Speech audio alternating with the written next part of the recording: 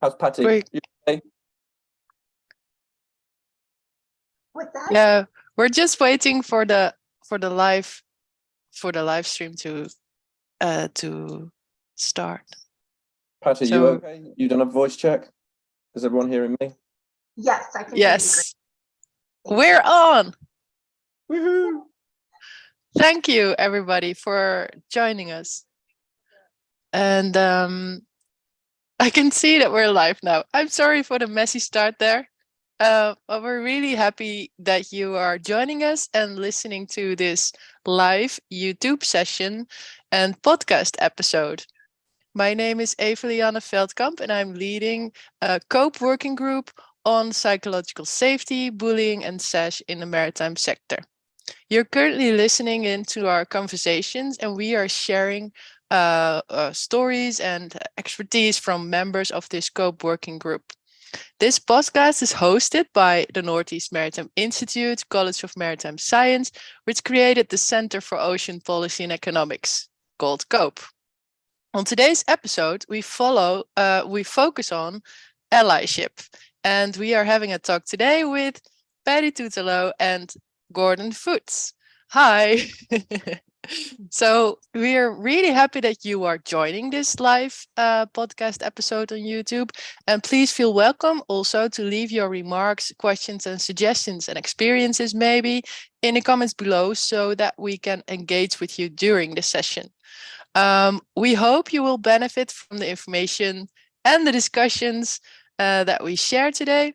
Yes, so let's start. Maybe we can start with our guest today. So please, Gordon, welcome. And can you tell Hi, us everyone. a little bit about yourself to introduce? My name is Gordon Foot. I'm currently in Plymouth in UK. I'm a seafarer, but I'm home on leave at the moment, hopefully for all of December. I work and have worked with the Royal Navy in submarines previously for 20 years, and then worked in the offshore industry for 20 years in the Merchant Navy, predominantly on construction vessels, constructing offshore critical infrastructure. I'm a family guy, and I've been invited along to discuss the topics here with my friends and colleagues at COPE. It's wonderful that we're having a discussion like this in kind of an open forum and inviting as many people as we can to engage with that conversation. Everyone has their own ideas of what they think is banter or SASH or DEI or whatever, and it's good that everyone comes together to discuss in a modern form now items of how we should respect each other and conduct ourselves in the workplace. So yeah, I'm a seafarer, but not in the ro-ro or cargo, as I said, on construction vessels and that. So I come across a great many women in my fields, many STEM subjects. The ladies come into engineering and construction, project management, etc. And also on the environmental side as marine mammal observers, and various jobs like that, all across all the positions at different levels of leadership. So that's excellent. And we have sort of a mixed bag. I know in the regular seafaring cargo and that, it's predominantly male. But times are changing, and I've served with a great many female captains that have been absolutely fantastic. So yeah, that's about it. I think I'm going to talk after Patti introduced herself a little bit about what I've produced for Seaways magazine, which is taken up by a great many in the seafaring, all different nations. An open letter that I wrote about DEI, diversity, allyship, and also I'd like to, for a short while, respond how this relates to safety as well in the seafaring remit. But thank you very much for introducing me, and I'm glad that I can actually sit down now and just talk, because I've been decorating the kitchen all day. For me to have a rest now. It's brilliant. That's super nice, and also good to know that you're happy sitting down and talking with us. And we're really looking forward to hearing your insights and expertise around those topics you mentioned around allyship and diversity, equity and inclusion. And so first, let's go to Patti Tutalo, who also maybe could introduce herself first. Yeah, so Gordon, I'm so glad you're joining us today. I'm thrilled that you said yes. So I am retired from the United States Coast Guard. I served 20 years and was on a ship for a short time, as well as did a lot of shoreside services. My last tour in the Coast Guard was actually gender policy advisor. So I was really hyper focused on making the Coast Guard more inclusive of women. And now that I've retired, I have my own consulting company where I help organizations be more inclusive of women, but also help women support each other as they navigate those systems. So, and I just want to say briefly that I met Gordon on LinkedIn. Like, the power of LinkedIn, and the world becomes so much smaller whenever you have social media, in a sense. But I found a piece the piece that he's going to speak about today on allyship, and I was thoroughly impressed, not only by the article that he wrote, but also that it's coming from a male. A man wrote it. And that's what I love so much about this, is that I think that Gordon, he preaches what he walks the talk. And that's what I think is so cool. And that's why I think I'm so excited to have you on here today, is because I worked with many men in my career, and there were so many allies that, I had throughout my career, so many allies that were men. And I think that we need to honor our allies, both men and women. So today I honor you, Gordon, and I thank you for not only being an ally, but also speaking out about how to be an ally and teaching others about allyship. So I will shut up and give you the floor because I love everything you have to say. That's so sweet of you, Patti. To be honest, it just comes naturally to me. It is easy. And firstly, off the bat, I would like to say I'm not an expert. So if people label me, Gordon's going to speak about it, he's an expert on these topics. I'm not an expert. I think I said in one of our forums before with Eric, and he linked on to that as well, that you just be a decent human being. That's pretty much what it boils down to. So I mean, there's lots of labels, lots of buzzwords, and that. Allyship's probably new to some folks, but if you think of it as being an ally, being a friend, a colleague, it boils down pretty much to that. I mean, if you're in a professional capacity, which we all are at work, and you have respect for those around you that you work with, then in effect you are an ally, because being professional means that you conduct yourself in an appropriate way. You use language that's appropriate to the audience or the colleagues that you're with, etc. So yeah, people need to be a bit more educated about these, the discussion that we're having around this. But it's a shame that we have to think that people have to be educated to be decent human beings. Don't get me wrong, we're not. Life would be boring if we're all robots and we're all the same, all did the same thing, all thought the same thing. We don't, and that's what makes life and working with people challenging, but ultimately interesting. But yeah, it's a case that, especially in leadership positions, I think there should be more education around the discussion that we're having here. And I think what that boils down to is, even though these guys or girls may be well-meaning, may be in a position of authority or a leadership position, accountable to other people or their work colleagues, whether they're a supervisor or whatever. But a lot of them enter those positions or achieve those positions sometimes by time served, time done in the company, or found themselves in that position and don't necessarily have all the skills that are required. So you can be a great guy or a great girl and get along in life and enjoy your colleagues and your workplace. But what our discussion is sort of skirting around at the moment is when things don't quite go correctly. In my line of work with critical infrastructure, and like most seafarers anyway, we have zero tolerance. So people over the last few decades have got used to zero tolerance in respect to drugs and alcohol, for example. That took a long time coming, and it was acceptable to drink at sea in some fleets, in some certain vessels, in some geographical regions. That's pretty much zero now, which has made it a better working and a safer working place, obviously, for everyone. The drugs, I find, from a personal perspective, has not been such an issue, although I have worked in some geographical regions, again, where marijuana was seen to be the same as cigarettes. So I won't get into the politics or what class of drugs or whatever, but we all know that in the seafaring world, there's a zero tolerance on that.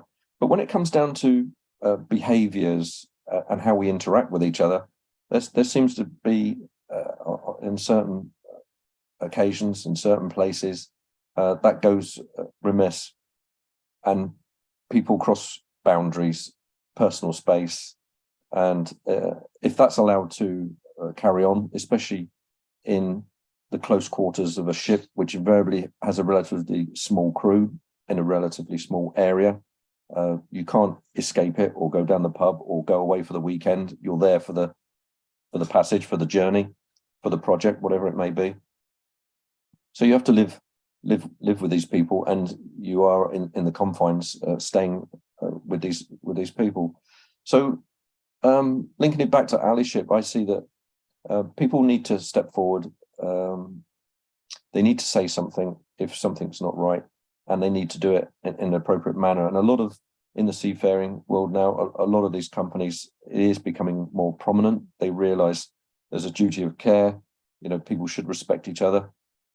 And although it's very prominent, shall we say, on land, in the port offices, in the headquarters, it's taken longer, I think, to get to the vessels. But whatever policies are in place within a company, for instance, in their headquarters, in their franchises, in their offices, in the port offices, wherever, that they need to be applied equally and to my mind, vigorously at sea as well. Why shouldn't it be?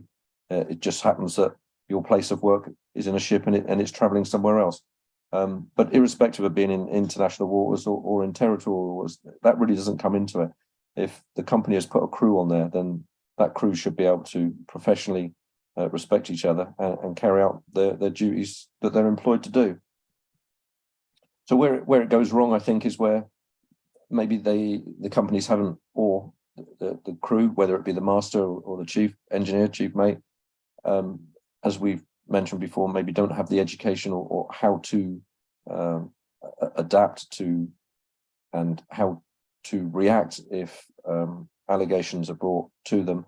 And I think for a lot of companies, they don't have it rigid in a policy where it's A, B, C, D. And of course, in life and how we react to each other, is dynamic. It's not going to be rote. It's not going to be the same thing every time. You can't write a diktat for it, or there's not an immediate protocol for every sort of situation. So I think it is the case that, although it's sad to think that we need to educate people about how to behave or how to assist people where in events in a closed community with a ship like that, but evidently we do. So I think a lot of the discussion around social media and in WhatsApp groups, different institutes that I belong to, they've been looking at the PSSR and Helm command courses and seeing how many of the topics that we're discussing, as well as well-being, mental health, etc., are integrated into that training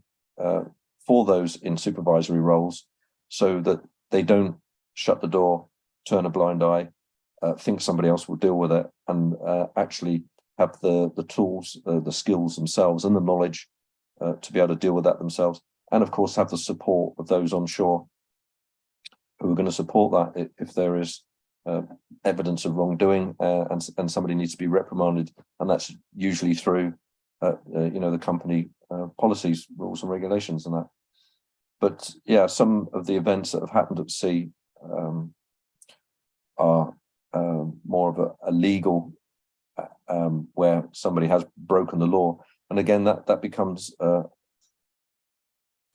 say a minefield. It's like a spider's web of different jurisdictions.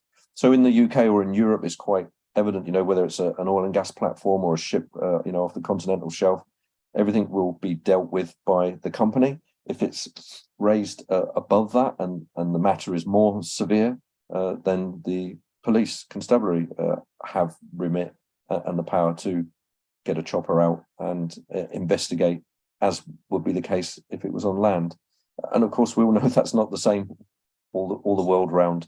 So yeah, masters, chief mates, chief engineers, and even those heads of departments or supervisors, project managers, whatever your role is out there, if you have a duty of care to your colleagues and employees of the company, then I think you should understand fully what that means, the accountability and the responsibility that you do have.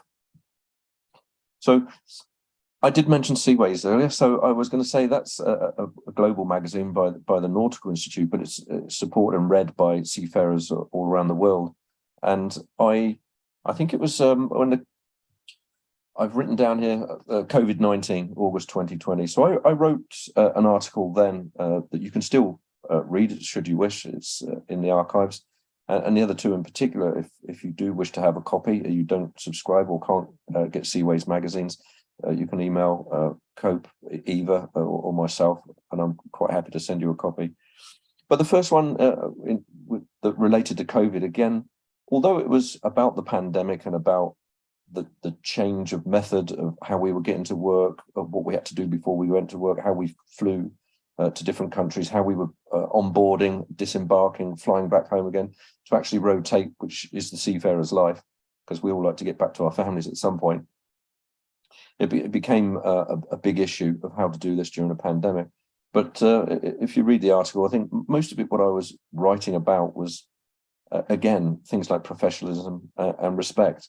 And a lot of seafarers were treated abominably like lepers because they had full protective suits on and masks and were wearing visors well before anyone else was, purely to protect their own shipmates so that they could arrive and embark the vessel without carrying COVID-19 onto the vessel, and thereafter obviously infecting other people when you're in close proximity.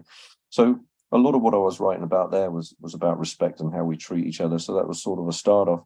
But then in December 2021 issue, I wrote Diversity is Strength in conjunction with Gillian, who was the then president of the Nautical Institute. And part of what my contribution to that was an open letter, which I think Patti was referring to, which was just a bloke, me. I've got no ego, no chip on my shoulder.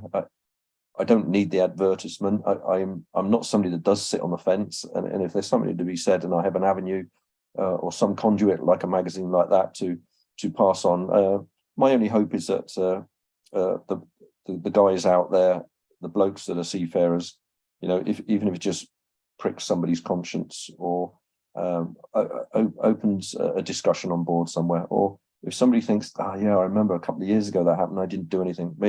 Maybe they'll feel themselves that they're not alone. Other blokes think the same. We shouldn't be doing this. We do need to speak up. We do need to help our shipmates, and hopefully that'll make them think that there is an avenue now, and people will care. People will listen to you if you have to report any incidents. That article was also supported by Joanne Rawley from Human Rights at Sea, and you can find them humanrightsatsea.org, and Anne Till, where she made a contribution which was explaining what SASH is, and it was also a place where we could advertise Safer Waves, and their website is saferwaves.org, which is a fantastic, again, a voluntary organisation where there is help. It's not gender specific. As we know, males can have unwanted attention or be in positions on vessels just the same, where they have no escape, or maybe they don't have a figure of authority that they can go to or report. So yeah, males and females or non-binary, however you wish to propose yourself, there are organizations there willing to listen.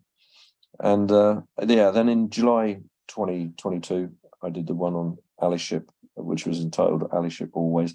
And again, that was sort of a joint venture. And as explaining, if people hadn't come across that terms before, basically what it means. I was also fortunate, I think it was in May, as part of that, Alicia. I'm just disappearing because I would like to show it off. I got this lovely trophy, and it was just an honor, like a small award for my participation with Wyram Belinis and Gillian again, the ATPI Marex International Women Empowerment Conference and Awards 2022, and it was lovely that they'd considered our contribution, mine with the other two as well, worthy enough that they sent us a little memento like that all the way from Mumbai. So that, you know, like some nations, even though in Europe the pandemic allegedly had sort of ended and there was no masks, that conference was virtual because a lot in the Indian continent and Asia were still not doing face-to-face. So I think there was a very limited spaced out, not spaced out literally, adequately seated apart at the main conference, and the rest of the contributions as part of that was virtual. But nonetheless, it was still fantastic and another opportunity to have that discussion. And yeah, it's not just in Europe; it's global. Seafaring and the logistics that entails is a global enterprise. So yes, yeah, thank you so much, because I think you already said a lot, so I think Patti wants to react on that later. But first of all, I would like to really thank you and point out that you're not only, I think my experience of Mr. Gordon Foote is that he's not only like an ally on the ships he works on, but he like turned out to be an ally on social media. So I think he's like an ally for everybody right now. And the things you said, I think is. But why wouldn't you be? It costs you nothing. Well, You know? It's tax free. Why wouldn't yeah, you be? well, I know you're seeing that like that, but it's pretty special when you think of it. That you're like brave enough to speak out about this and brave enough to tell about your experiences from your side of the story, and like sharing so much and being open and making time to interact with people like right now. And I think you're totally right. If there's people who are watching this and you can take something away from what you said, or you know, think about something again, then you know that's the best thing ever. So thank you very, very much for continuously doing that, because you know you're doing a great thing. And I love the golden prize you showed over there. I think it's very, very much deserved. So thank you for that. Thank you. The token award was fantastic, only for me because I thought somebody cared enough to send it all the way from Mumbai. But yeah, but I mean, the guys and the girls that voice their opinions and stand up and be counted, and they're not sitting on the fence. Don't ever require or seek plaudits or praise. I just consider it part of my job. I'm a professional seafarer. I'm an engineer by trade. I belong to a variety of institutes, and I was brought up in a good way, you know, with a, shall we say, a good moral compass, whatever the terms are, and to not respect those in the workplace that you work with. They don't have to be your best mates or friends. You don't go and wine and dine with them all the time. You know, in ships, there's still that hierarchy, and sometimes there is that segregation as well. There might be a mess hall for senior ranks, a mess hall for ratings, and that, you know, that's a bit historical, and things are changing, and that's not quite the case on all the vessels and that. But there's still that hierarchy. So if there's not going to be that respect or that openness or that willingness to listen, then, you know, communication is everything. That's what us humans are about. We can take pictures and show things like that, but it's our voices, how we communicate, and English being the maritime language, I guess I got one up on that, being mother tongue. But, you know, it's the case that some don't have the full command of the English language, even in the maritime, just the basics to do their job. So for some people, it is hard to express that, and culturally as well, especially if it's male.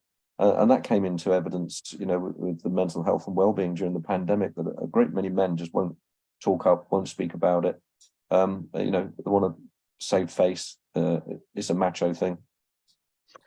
I read that all culturally and the language barriers or the lack of communication sometimes as evident of, this is where it goes wrong on some crews, so specifically, I guess, when you do have females on board, they don't want to be treated any different. They want to be known as a seafarer, not a female seafarer. And if the respect is there to start with, then there needn't be any discussions about where's the separate toilet, where did the sanitary product go. There isn't those taboos in those languages now. We're all grown up, and we've moved on from the 18th century. So those sort of things should be thought of by the shipping company, the management, and the ship owner, and those facilities should be available. So that there isn't a need for any of those discussions even. But yeah, not all ships are the same. Geographically, things are quite different out in some quarters. So we have to accommodate that sometimes when it's a cultural thing there. But we can all play our part in making it better for those that are on board that are female or indeed need extra help should they need it. Yeah. So Patti, could you please get your feedback on what was said? And I know we're closing in on the time a little bit, but I'm sure we can make this session a little longer. Like,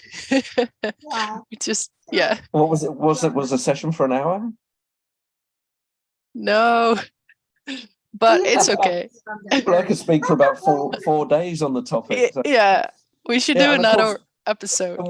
And when I mentioned females and said, or others that need help, of course, I wasn't inferring that females need help. It was more aligned with trainees, green hats, those that have just, they don't particularly have a voice or think that they can, express how they're feeling or what their voice is. So there is a case of considering all people, and that's where, the equality or rather equity comes into it, if you will. I did say briefly, if we are going to run out of time, that I would say how this links to safety in some ways. So some of the books that I've read, they're not going to come up on the screen too good. But things that made me think: Sidney Dekker, Just Culture, Human Error, James Reason, and The Human Contribution. It's not going to go up on my camera, again by James Reason. So anyone that's in HSEQ or HR will know those names undoubtedly about how we all have a contribution for safety. Some other ones that are very popular, and as the camera's not quite working, I'll just read a few of them out. Next Generation Safety Leadership by Clive Lloyd. Carsten Bush has done quite a few books, but Safety 101's a good one. I'm also a fan of Edgar and Peter Schein, who have put out books Humble Leadership and Humble Inquiry. That's always nice. Some more recent ones by Brett Reed and Rob Ritchie, Safety Performance Reimagined. I mean, we talk about psychological safety. This book is pretty much based around those aspects. Rosa Carrillo, The Relationship Factor in Safety Leadership, another fantastic book. And of course, it wouldn't be the same if I didn't advertise The Fearless Organization, which is by Amy Edmondson, and a Harvard professor, I believe. But although people think psychological safety is a modern term, and somebody sort of thought about that just before the pandemic, it's well over a decade that this has been in discussion. So Amy Edmondson's book, The Fearless Organization, is all about psychological safety. And although a professor, it's written in pretty much a non-academic way, but it's using real-life examples from the airline industry, from medical and from seafaring. That's basically explaining about respect and professionalism, because then that affords people a voice. And the whole aspect behind psychological safety is having that voice and having the freedom and the knowledge that there is the respect there, that you can use that voice, and more importantly, that voice will be listened to. So you don't have to shout from the rafters and think, "Oh, nobody's listened to me." In the modern organizations now, and a lot of this safety work that I've got is all towards optimizing organizations and the individual's contribution within organizations. So for want of a better word, it's like big teamwork. Yeah, so that affects safety, because what's been found, and I know there's in different quarters, there's a big discussion about safety 1 or safety 2. Again, it's labels, different terms, different people thinking about it.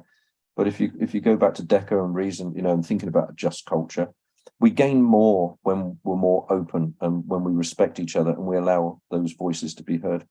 When we don't, and we use a big stick or a carrot or rules and regulations and posters, people clam up, people cheat the system, people have put safety cards in for whatever they feel like, and it doesn't work. So without getting into the politics of what modern safety should be like, I think those particular authors that I've mentioned are leading the way in how we should, in the 21st century now, realize that the relationship shouldn't be adult-child, and it shouldn't be pointy, you must do this, must do that. It should be adult, and the professionals within that organization or ship, wherever it may be, should all be able to make a contribution towards how we're all safe together. And off the back of being safe together, that includes well-being and mental health, of course. And the big issue, although I haven't laboured the point, I guess, with DEI or SASH, is that by having those structures in place on a vessel, and I'm talking from a seafaring experience and background, where there is that hierarchy, but people do have the ability to speak up and know that they'll be listened to and that somebody will be there to support them. That means that, we can only hope that, events where people are sexually assaulted or harassed or bullied doesn't happen so frequently. Yeah, and I love everything you said, by the way, Gordon. And one of a couple points that I wanted to hone in on, and this goes back to maybe when you were talking about your articles that you wrote earlier. Yeah, fire away. What's that? I said, yeah, fire away. No, but one of the points that you I believe you raised in that article, I believe it was you that mentioned this, is the fact that there are people out there on ships right now today who have not always done the right thing. But now they're becoming more aware, and they're learning what allyship is. They're learning how, they're more educated on this topic. And I love that you brought that to light, because I think that that's so important. Like the point is not to shame people for what they may or may have not have done in the past, but more of say, let's move forward on this topic. Because I know for me personally, like throughout my career, there's been moments when I look back and I'm like, did I really say that? Like, that was my military training that was not healthy training that I received, or like culture. And so, it makes me go back and reflect. So I really love that point of like, especially some of our older leaders out there who have a longer career history, they may not have always got it right. And I'm not saying that that is okay or anything like that. I'm just saying, like, let's move forward. Like, you can reflect upon that, but also take that as information to change and to do better. So I just want to highlight that. Yeah, thanks. That was easy. You can imagine I didn't write that in 5 minutes. It took some considerable days to get the wording right, or what I wanted to reflect on most. And that's very true. And much like yourself, when I was in the military, we had initiations and joined a new ship or something. That was we're now in the 21st century, and we know that things like banter and stuff like that there is a level at which you're entering someone's personal space. You're not doing something that's kind. It might be a joke or a laugh, but invariably it's a joke or a laugh for everyone else, not the person. And it was how you treat people. And I thought, as no disrespect to my military like yours either, but they've grown up as well and thought, there's a more professional way about going about this. We can all have the esprit de corps. We can all wave the banner, and we can all be just as committed, but we don't need to do, what in effect is sort of like kindergarten sort of tricks and things on people. And I very much didn't want to say, oh, you know, something's happened in the past. You could have spoken up. Why didn't you go and tell the supervisor? Why didn't you go to the aid of that person? That's the easy way, you know, the blame game. Mm-hmm. I wanted to reflect more on it, like you've highlighted there, the fact that we have to move on. Things weren't always right in the past, and even now they're not. There's lots more that we can do. But the only way to get people's attention, get them involved, get them on board with this, you know, the whole attitude and the culture that you should be taking to a vessel, and how you respect whilst you're interacting with all your shipmates. Yeah, to move forward, then that was part of that open letter that I was writing there, then to say, you know, just reflect on, you know, from a male perspective as well. You know, if you've got a niece or daughter or sister, you wouldn't want them to be treated like that in the workplace if they're getting unwanted attention. You know, you would say something, if not to that person who was doing it, or the person on the receiving end, just tell someone else. It could be a supervisor in a different department. It really doesn't matter. But by staying silent, that's a bit of blame that I see.